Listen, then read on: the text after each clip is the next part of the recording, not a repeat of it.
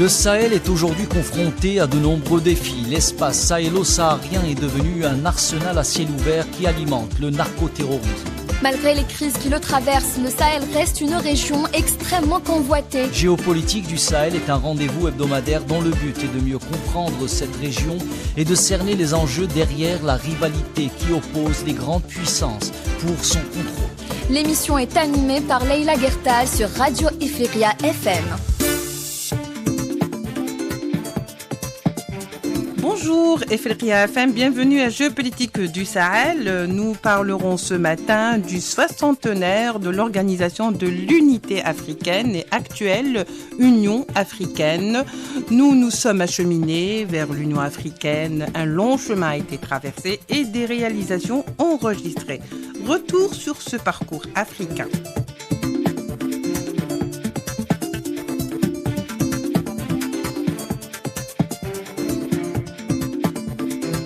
Pour en parler comme à l'accoutumée, nous retrouvons cette bonne matinée nos consultants Ahmed Kateb, professeur universitaire, expert en questions internationales. Nous retrouvons également Abdelkader Soufi, spécialiste des questions internationales. Messieurs, bonjour. Bonjour. Bonjour.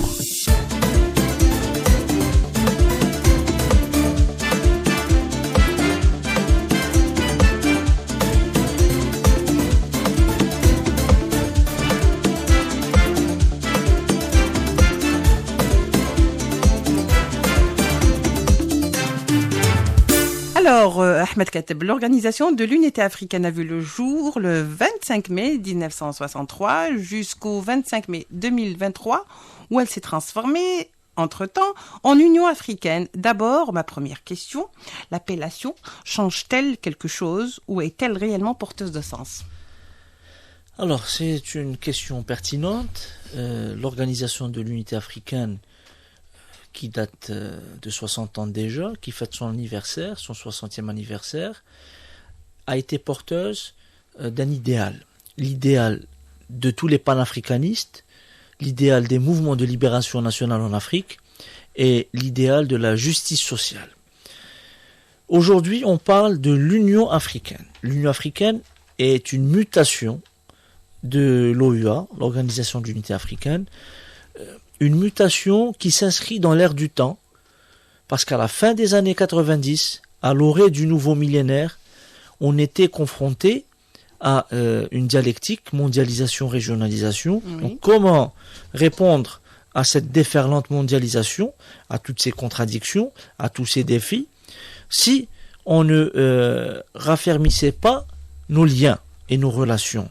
Donc il fallait penser un nouveau modèle, il fallait penser un renouveau de l'Afrique, il fallait penser une nouvelle architecture qui puisse répondre à ces nouveaux défis, à ces nouveaux enjeux.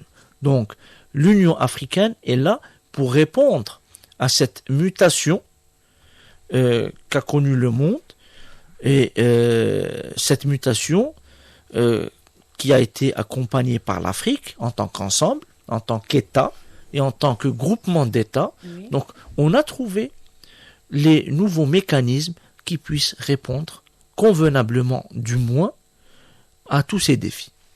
Et est-ce que l'appellation est venue pour accompagner justement cette petite mutation dans l'esprit et la politique de l'Organisation Alors, de l'Unité il africaine ? n'y a pas que l'appellation qui a changé, il y a également les institutions. L'OUA est une création qui date de 63. L'OUA avait ses propres mécanismes qui y ont vécu À un certain moment. à un certain moment et qui ont rempli des tâches, qui ont rempli des fonctions. Avec l'Union africaine, il fallait trouver de nouveaux mécanismes plus à même de répondre avec beaucoup de flexibilité, avec beaucoup de célérité, avec disons, d'une manière préemptive, en amont, à tous les défis auxquels l'Afrique était confrontée. Oui. Donc, les conflits, les problèmes économiques, les problèmes sociaux, les partenariats avec les autres blocs et groupements régionaux à travers le monde. Donc, l'Afrique devait répondre à tous ces défis et l'Union africaine et ses nouveaux mécanismes ont été mis en place afin de répondre convenablement à cela. Besoins. Tout à fait. Très bien. Abdelkader Soufi, alors des mouvements de libération qu'a connu justement l'Organisation de l'Unité africaine dans ses débuts, nous sommes partis vers des impératifs de reconfiguration géopolitique complètement différents de l'Afrique, un périple, une lutte.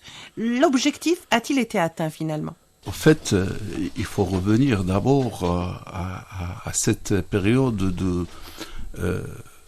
de libération de pays africains, donc qui commençaient à devenir indépendants. S'émanciper.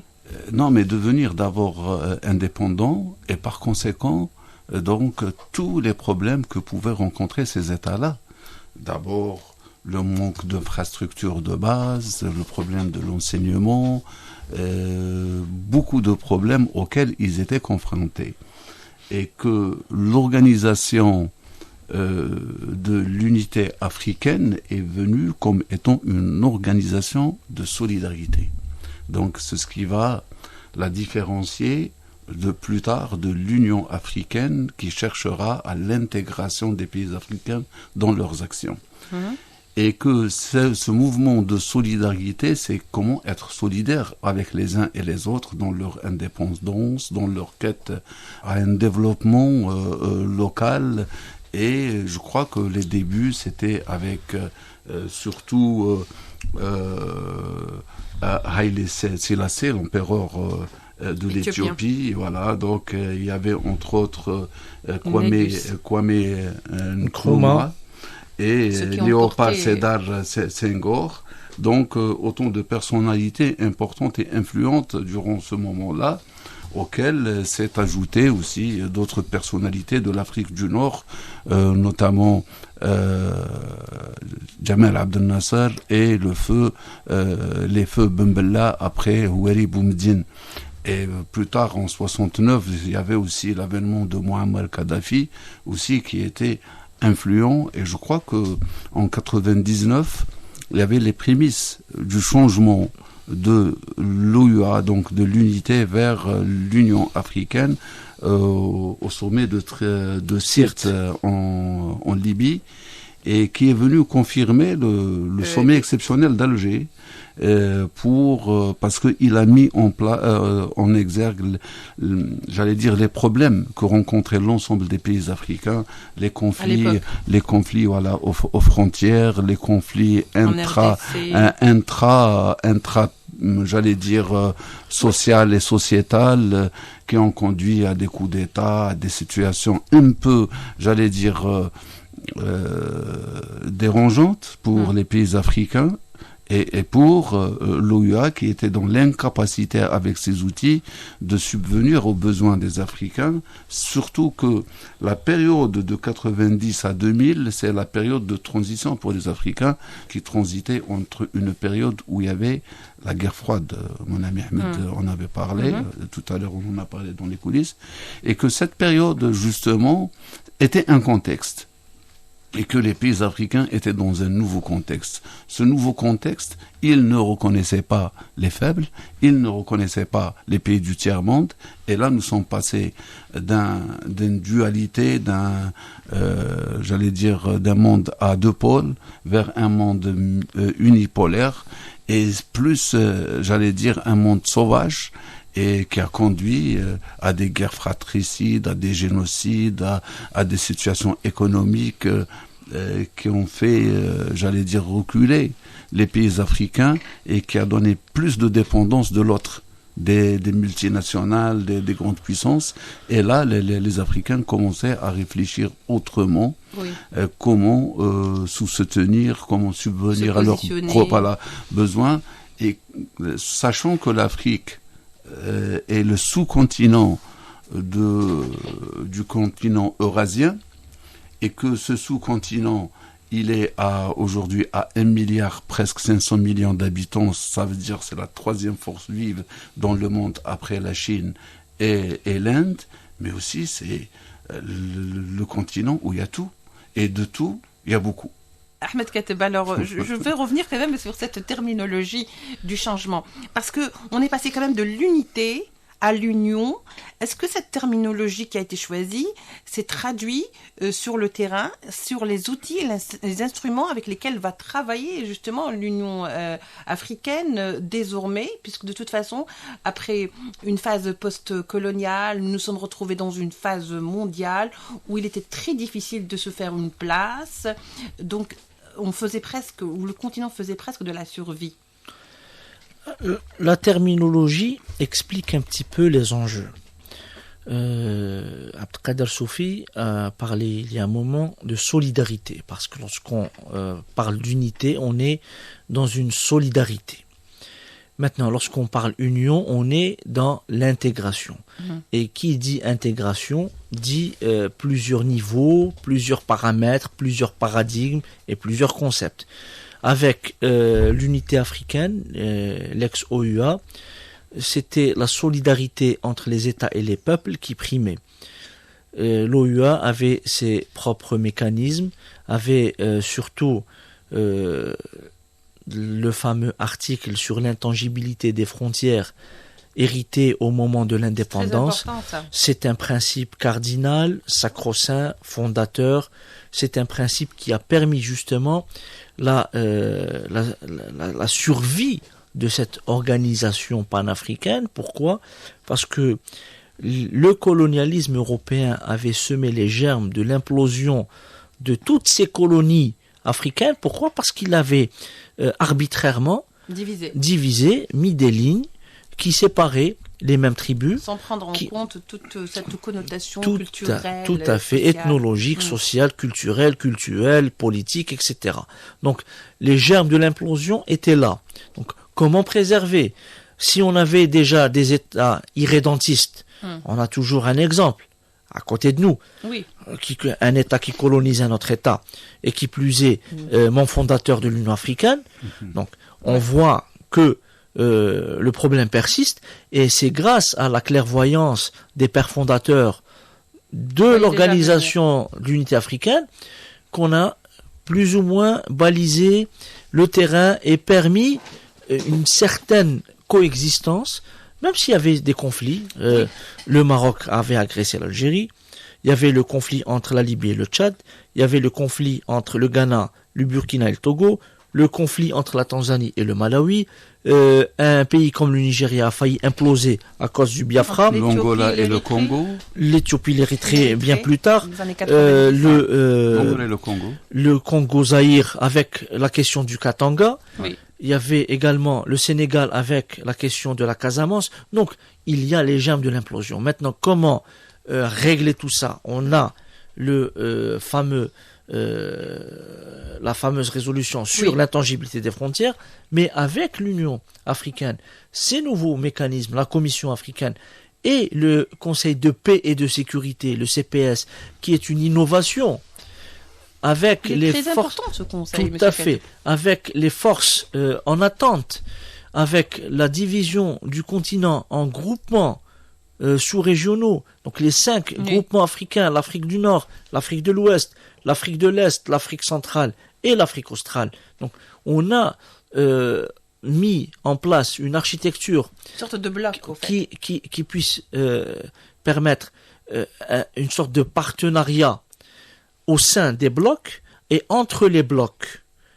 Et enfin, ériger le partenariat entre l'Afrique et les autres blocs internationaux. Donc on est à 3 niveaux. Vous voyez, maintenant, on est dans une logique d'intégration. On parle également de gouvernance, de bonne gouvernance. Il y a le MAEP, le mécanisme d'évaluation par les pairs. Donc on a tous ces mécanismes qui font en sorte que l'Afrique est au diapason des avancées de la pensée humaine, de la pensée politique. Donc la déclaration d'Alger de 1999 condamne les coups d'État dans les pays africains, et tout pays qui est en situation inconstitutionnelle est banni de l'organisation jusqu'au retour à l'ordre constitutionnel. Vous voyez ces avancées. Donc il y a ces normes et ces règles qui sont produites par l'Afrique, par les Africains eux-mêmes, pour sortir justement des diktats internationaux, du consensus de Washington, ultralibérales, Oui. des dictats des anciennes puissances coloniales et des multinationales. Donc on voit qu'il y a un chemin nouveau qui a été suivi depuis 1999, cette grande mutation de l'Union africaine en direction d'une plus grande transparence dans la prise de décision, avec l'institution d'un parlement africain, avec l'institution également d'un comité des sages. Donc il y a une nouvelle architecture au diapason avec les exigences, les défis du XXIe siècle, qui sont là faut le dire, hein. pour permettre justement à l'Union africaine de traverser ce siècle nouveau.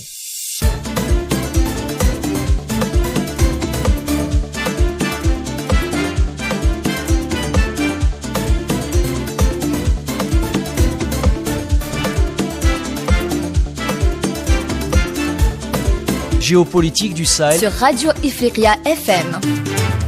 Abdelkader Soufi, aujourd'hui, l'Union africaine s'est dotée des moyens modernes, des instruments juridiques modernes et conformes à ce qu'on voit, c'est-à-dire qu'elle n'a rien à envier aux autres organisations, aux institutions mondiales, internationales ou régionales. Et justement, c'est vrai qu'on est très loin des pères fondateurs aujourd'hui, on est en plein dans des défis. Alors, quels sont les défis qui attendent aujourd'hui l'Union africaine?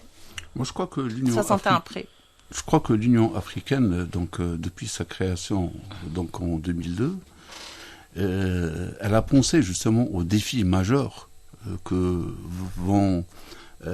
auxquels allait être confrontée l'Union africaine. Et la première des choses, donc, elle s'est dotée de commissions et d'institutions touchant à différents domaines, donc le domaine de la sécurité, de l'alimentation, du social, comme vous le dites, aussi du climat, et j'en passe. Et dans le développement durable, on a pensé à la création du NEPAD. Qu'on n'oublie pas, il y avait 5 pays, je pense, pionniers dans la création du NEPAD.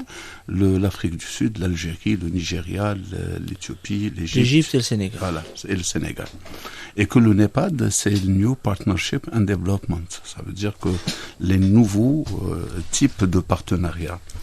Parmi, donc, à titre d'exemple, les actions qui ont vu le jour à partir de la création du NEPAD, c'est le NIGAL.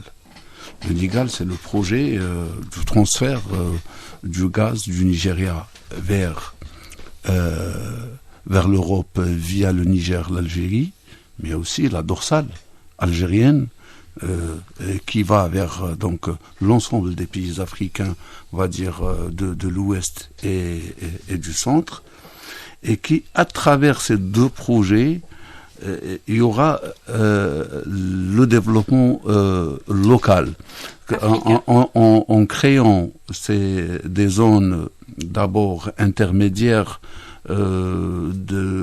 d'alimentation en carburant et en gaz. Cela permet l'implantation de nouvelles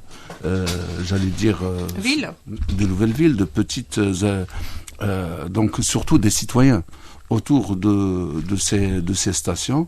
Cela permet aussi de faire le transfert, par exemple, des eaux comme ceux du delta du Niger, donc qui donne la possibilité donc de rendre des terres hostiles en terres arables. Et aussi toute cette région qui est l'Eldorado. Voilà, donc créer une vie, mais surtout le meilleur moyen de barrer le chemin au crime organisé et des groupes radicaux et des groupes terroristes. Je vais vous donner un exemple.